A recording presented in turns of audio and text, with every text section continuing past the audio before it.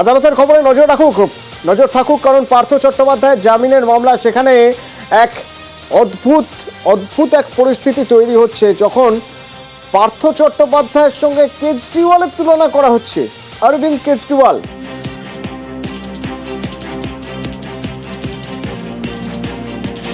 পার্থর জামিন মামলার শুনানিতে কেজরিওয়াল প্রসঙ্গ কিভাবে এলো? অর্ণব রয়েছেন আমার সঙ্গে ফোনে, বলতে পারবেন অর্ণব?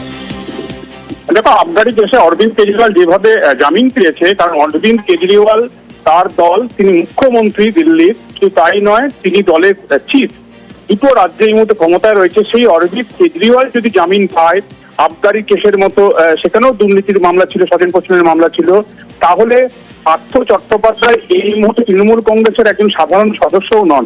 তাহলে অরবিন্দ কেজরিওয়ালকে যদি সুপ্রিম কোর্ট জামিন দিতে পারে, এক্ষেত্রে পার্থ চট্টোপাধ্যায়কে কেন জামিন দেওয়া হবে না, এই বিষয়ই পার্থ চট্টোপাধ্যায়ের আইনজীবীরা সওয়াল জানান।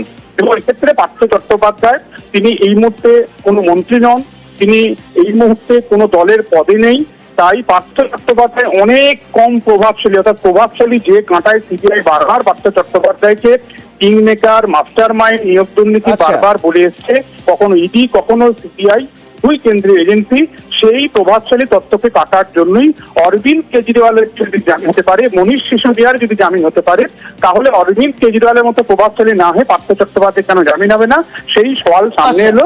যদিও কিং মেকার পার্থ চট্টোপাধ্যায়কে সিবিআই তরফে আজকে অল্প সওয়ালই সিবিআই বলেছে, সিবিআই তার পাল্টা যুক্তি চালাবে ঠিক পরের মঙ্গলবার, আগামী 17ই ডিসেম্বর, এবং তারপরে দেখা যাক সেদিন কি হয়। ধন্যবাদ অর্ণব।